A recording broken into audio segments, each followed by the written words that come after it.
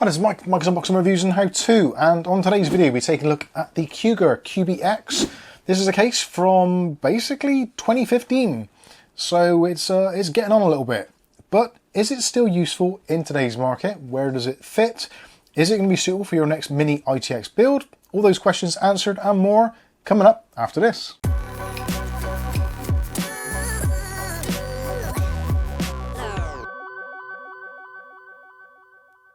Okay, so in today's video we're taking a look at the Cougar QBX. This was kindly sent to us for review purposes by Ugly Bob. God bless you, Ugly Bob. Thank you very much. And today we're going to go through, take a look at it, see what it's all about, do a little bit of a teardown and look at some of the options, configuration possibilities, and kind of look at it in some other ways. This actually came out in 2015. Clearly, if you're building a modern system on AM4, AM5, or on any of the Intel sockets, then potentially there are going to be things that you need to consider, such as cooling capability, power supplies, and also when it comes to graphics cards, are you going to be able to fit in the latest and greatest graphics cards into a chassis from 2015? You'd hope so. And potentially some of it is possible, but there are going to be some caveats. So again, we're going to go through the video and we'll point out some of those things which are potential drawbacks and things which could be little gotchas. So hopefully you can avoid making any mistakes when configuring your build with the Cougar QBX. So let's start off first of all with the dimensions. So this is a mini-itx case, so it is taking a mini-itx motherboard. The actual case dimensions itself, you're looking at 178mm wide, 291mm in height, and 384mm in depth. So actually a pretty compact case, not the smallest of ITX cases, but being in mind you can potentially install a 240mm AIA radiator in here and potentially up to 7 fans, then yeah, it is relatively compact. If you think along the lines of the Cooler Master NR200 and things like the Game Max Spark, although that is a slightly larger case, but you kind of get the general idea. It's this kind of smallish form factor, basically taking up a lot less space on your desk. Potentially as well, you do have the options of filling it with a considerable number of drives, so it will take a single 3.5-inch hard disk drive, should you wish to install one. Although these days I think those are becoming less and less of an option for a lot of people due to the noise and just the sheer size of them.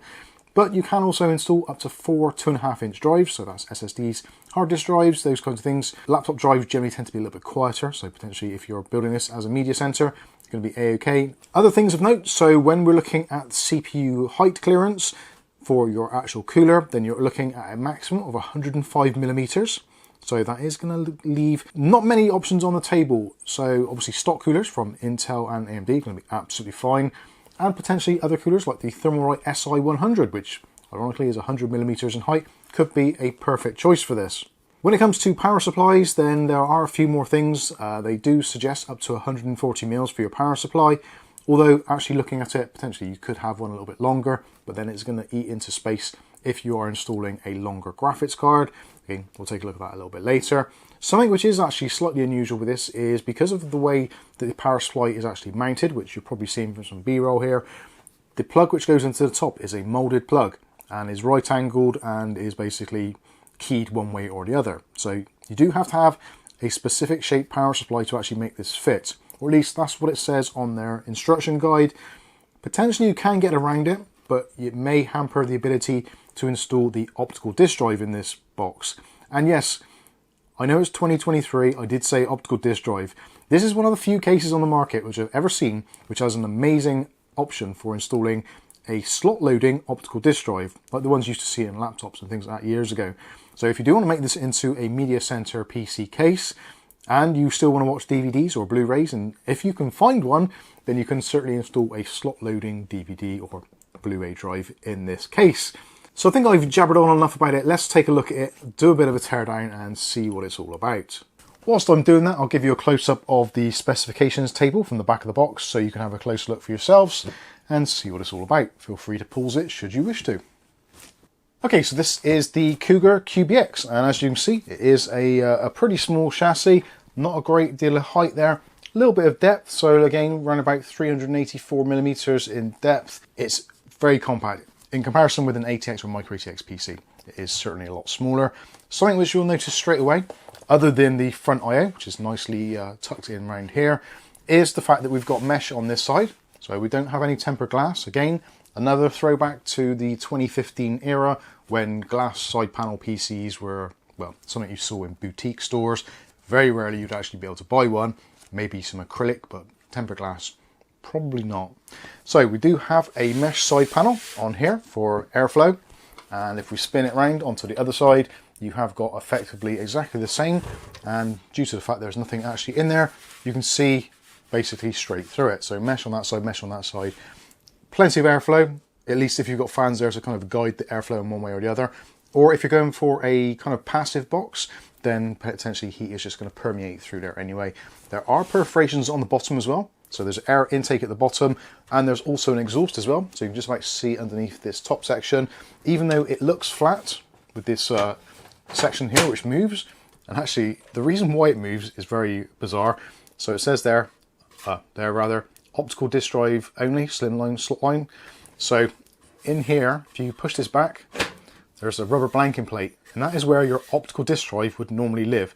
So you can have a slot loading DVD in there. So if you want to watch a movie, just stick your DVD in there, close that down, job done, and you can watch your movies. I think that's a very cool idea. I like that a lot. It's yeah, little quirky things like that which really do impress me. Even though it was back in 2015, so almost getting over 10 years ago now, this was technology which basically hasn't probably been bettered since. Anyway, let's move on. So let's spin the case around. So this is the side panel.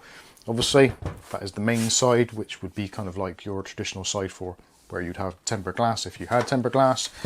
On the back, traditional kind of layout here. So you've got a power input, which then gets pigtailed through into the power supply chamber, which we'll take a look at. You've got your I/O section there. 90mm fan. A little bit weird seeing a 90mm fan. It's not really a traditional size. Normally you have 80mm, 92mm, maybe 95, and then 120s, etc. So having a 90mm fan is a little bit weird. There is a little bit of adjustment on there, so you could put a slightly smaller one in possibly. I'm not too sure how well that's going to perform. Obviously, if silence is your thing, you're probably better off just going onto the Noctua website and ordering up a replacement straight away for that, but it is included if you want to use it. On the back here, so there's two blanking plates, as you can see, which I've crudely broken back in there, and they are removable, but only two of them. So that is actually going to have some significant effect on graphics cards and what you can actually fit in here. Now, I have done some B-roll a little bit earlier with a graphics card installed here and a motherboard, so you can get an idea of what the space is like. Now, this was using a kind of almost like a 2.5 slot card, and essentially there's no room on the bottom for anything else, and it's almost touching the bottom. So if you're considering putting a somewhat thick graphics card for modern standards, then you're not going to be able to put any fans on the bottom. If you don't put a graphics card in, you can put two 120mm fans on the base to bring air in to rise it up through. So if you're doing this as an APU system, not installing a graphics card, that's going to give you excellent options for cooling. If you're putting a graphics card in, twin slot at the most, you're going to be able to put some slimline 120s in. If you're putting a bigger card in, yeah, no hope at all. This is clearly one of the key things which kind of harks back to the fact that this is a case from 2015, when graphics cards were single slot mostly. A couple of dual slot cards if you spent a lot of money, but most of them were single slot cards. So this is where this is kind of starting to run out of steam. Hopefully graphics cards will get smaller, although the current trend is things are getting bigger. So yeah, things possibly don't bode well for this for systems with a GPU. But with an APU, being that those are getting much better now, then potentially this may have a long life ahead of it. Who knows? Anyway, moving on. So that's the front panel, as you can see. No surprise there, very slick. Nice kind of brushed gunmetal effect there. When it comes to the front I/O, again, for 2015, pretty decent. I know I keep on saying it. I'll probably say it a million times again, but I am sorry. But it is from 2015. I've got to keep on saying it. It's just a reminder of how things were back then. And actually, I should mention the price. Now, currently the price of this in 2023 is round about £50 on amazon.co.uk. Obviously, as always, we'll put some links in the video description. I was looking at Camel to see what the price history was like of this, and it's been all over the place. If you're looking at Amazon sellers only, or Amazon itself, anywhere between £40, I think it was its lowest, maybe about 35, up to 80. So that's a pretty big swing. It was actually cheaper when it came out. So in 2016, when it was released, 2015, 2016, it was at its lowest price, around about £35. It then jumped up to about 50, and then has kind of gone up and down, but it's relatively stayed around the £50 mark. So that's what you would kind of expect to be paying for it. Third-party sellers, Clearly at some point during the previous 4 years, someone basically was smoking something they shouldn't have done, and it was on sale at Amazon on a third-party seller for about £130, which I can't imagine they sold many, but that gives you an idea of pricing. But currently you're looking around like £50. If you pay less than £50, I'd say you're getting a bargain. If you're paying £50, then yeah, you're pretty much bang on. Anything more than £50, I would say there's definitely other options. And as a famous TV presenter once said, let's take a look at the bottom. And as you can see, we've got some feet here, a bit of rubber there to protect it and stop vibrations going through, etc. And also a very nice removable mesh filter. Pull that out and you can slide that out on rails. So yeah, pretty decent, actually quite strong. And you can see we've got a lot of ventilation there. Not using the more traditional hexagonal shape. These are just hole punch outs, again, with the way cases were made back when this was out. Then yeah, technologies have changed a little bit. But again, plenty of room in there for putting some fans in and getting some ventilation. Potentially you could just leave the filter out and just let natural convection do its thing, but being entirely up to you. So let's take a look inside. So thumb screws on the back. Again, this is something which was very common back in the day. We didn't have captive thumb screws, although some cases still don't. So don't expect miracles. And the side panel is actually plastic. This is metal, the mesh, but the rest is actually plastic. So there is a little bit of wiggle to it, but it does the job absolutely fine. So as you can see from this angle, this is the side panel. So this is a mounting section here. So you can install various types of fans in this section. 120 is ideally. They do say you can put a 240mm AIO water-cooled radiator system in here. If you do though, you can only put the fan on this section, so reducing it effectively down to a 120mm AIO. Obviously, and the 120mm AIO on its own fits in there absolutely fine. The reason they're saying that is because of what is actually on this side is where the drives are kind of stored. So if we get a screwdriver and we'll quickly pull this section out. So it's actually relatively straightforward to do. You've got a single screw on this side, 2 screws on that side, and this whole unit can be removed. And actually for some people, I'm going to say potentially from day one when you get this, probably the best thing to do is just take this bit out and leave it in the box, because it doesn't serve a great deal of purpose in modern times when we've now got NVMe drives.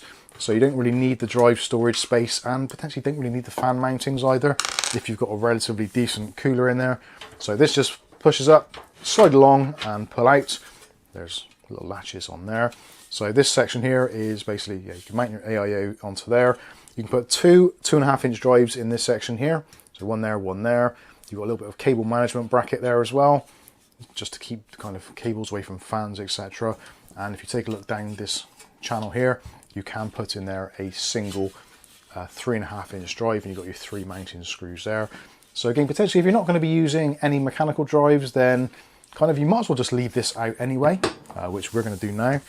And this gives you a much better look inside to see what is going on. So with that out of the way, actually you've got a pretty decent amount of room. So you've probably seen some B-roll now of the power supply installed and a motherboard installed, but if kind of it needs pointing out, motherboard goes in this section here. So you've got 4 mounting holes there for mini-itx motherboards. This section here, power supply mounted in through the top. So top section comes off, and then you've got your IO down here, which you can route through. There's plenty of punch outs and cables there, so you can mount things in various places. And you can possibly see now a little bit easier this bottom section where you can mount your fans. So 2 120mm fans potentially you can put in there should you wish to, although the majority of the fan is kind of blanked out by the metal. So yeah, it's not ideal, and you certainly wouldn't want to put a 240mm AIO on the bottom. There physically won't be room for it, and the airflow probably wouldn't be great either. But otherwise, that's not too bad. In the back there, you have got the installed 90mm fan, which sadly isn't PWM, it is only voltage control. So 3 pins on there, which again isn't brilliant, but it does get the job done. Otherwise in there, not really a great deal else to report on. They do say that you can actually put 2 120mm fans in the roof section as well, although your mileage may vary. We'll show you why right now, because actually before we do that, let's take a look at this front section. I've done some B-roll of this, so you can probably see it a bit better, but there is actually, where that drive fits in and you've got the rubber bush in there, there is like a slot section here with some screws, so you can slide your drive down into there and connect all that up. Again, you'll see some B-roll of that, which will be able to show it in much better Depth, let's take the 2 screws out the back. So 2 captive screws, sorry, 2 non-captive traditional case screws. Would have been nicer for our thumb screws really for this top section, although I guess you're probably not going to want to move it as much as possibly the side panels. So when those are undone, this whole section slides backward. Now you can get a better look inside there, so you can mount in there your 120mm fans. They do actually include long screws in the accessories bag. So to actually attach the fans to here, you screw the fans to this bracket and then you take your fans out with the whole thing. Now, because of where the secondary fan is, kind of like the rear one's going to be absolutely fine, and that's the one I would suggest installing as default. But the one towards the front, now that is going to be slightly more troublesome because of where the power supply mounts. So again, I'll try and show you some B-roll of this when I put it together a little bit earlier. So the power supply fits in this section here. So this is a full-size ATX power supply. My potential suggestion would be, if you have got the money and your ability, go for an SFX power supply with a bracket adapter. So you put the adapter in there, then use the SFX power supply, which is going to be smaller.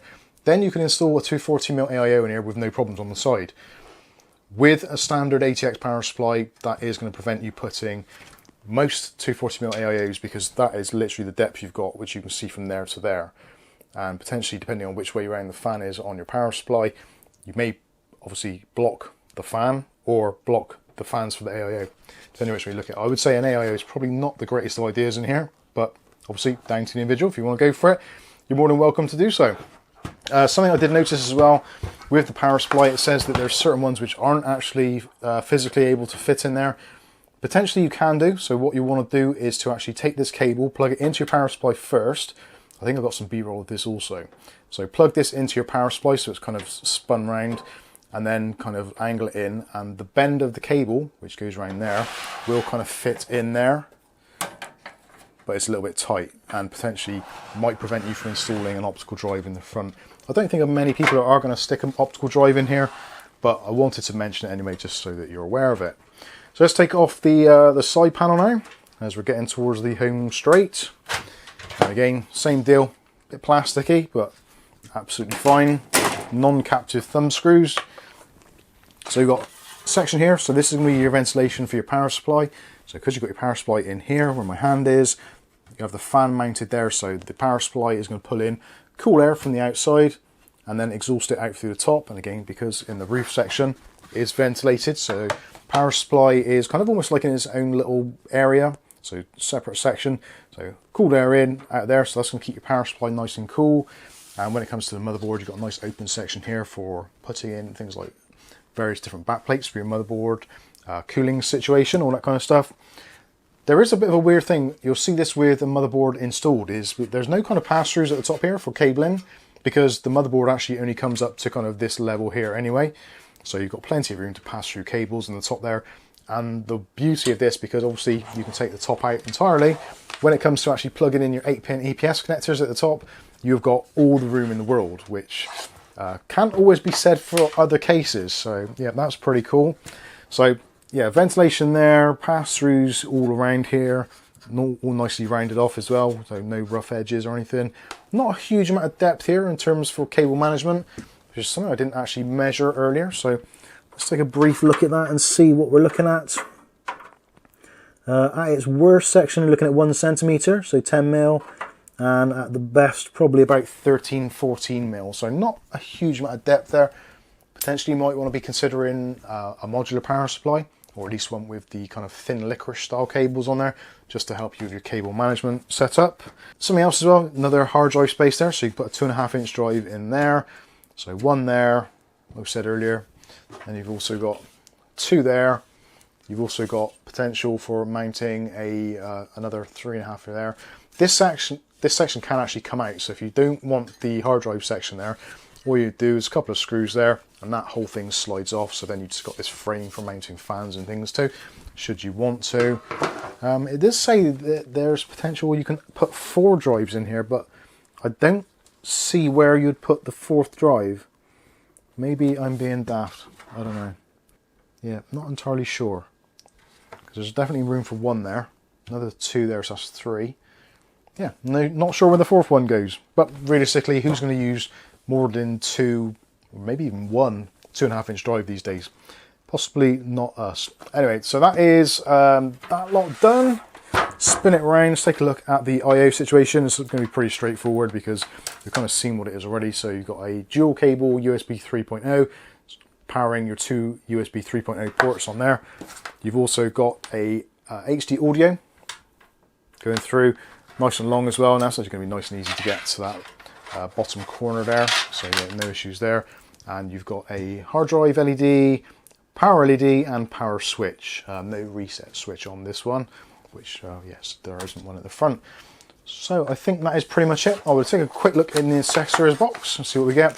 So again, you've got those cable ties, got those long screws, which I mentioned a little bit earlier, motherboard screws, all that kind of stuff. For anyone who's wondering, when you're attaching the motherboard to the standoffs, these ones here, the 4 of them, you have to use the screws with the coarse thread, like the old 3.5-inch drives, or basically the same as case screws to hold on the side panels. If you use the thinner ones, or the more finer thread, they'll go in, but they'll just pop straight out. So yeah, save your frustration, use the coarser threaded screws when you're doing that. There's also a little filter in there, which apparently is to go in this front section. So yeah, there's an area there where you can put a filter to prevent air coming in. Filter on filter is never a good idea. There is like a perforation there. You can't really see because that's in the way. But yeah, there is a kind of perforated area here. So that goes basically there just to stop dust getting in. But I can't imagine anybody actually using that, but it's there. You've got some little screws in there. That is for aiding the mounting of the optical disk drive, should you want to put one in that front section there. And obviously you get your instruction guide as well, telling you what all the screws are, etc. And basically how to put the case together, which isn't going to be a problem because we are going to be doing that as well. So we are actually going to be doing a live build in this, weirdly, tomorrow. Tomorrow on a live stream, which is Saturdays at around about 8:15 PM here in the UK. So if you want to join us for any of our live streams, you're more than welcome to. If you've watched this video and you're still interested and want to see how the build goes, then if you look onto our channel, look in the content and click on live, you'll see our previous live streams, and you can click on the stream for this one and you can join us on the build and see how it all goes. We will be doing yet another follow-up video on this after, because we're going to be putting it all together with a very modest system using a Ryzen 5 4600G on an A520 motherboard, just a nice cheap and cheerful media center PC with a little bit of gaming on the side. So if you want to see how that all works out and what the benchmarks are like, then feel free to take a look at that video also, which we'll try and link in the video description below. I think that's going to be pretty much it. Obviously, if you want to pick up one of these, links below. Thanks very much to Ugly Bob for sending it to us. And yeah, that's going to wrap things up. I've been Mike. This is Mike's Unboxing Reviews and How To, and hopefully we'll catch you in the live stream. Thanks for watching.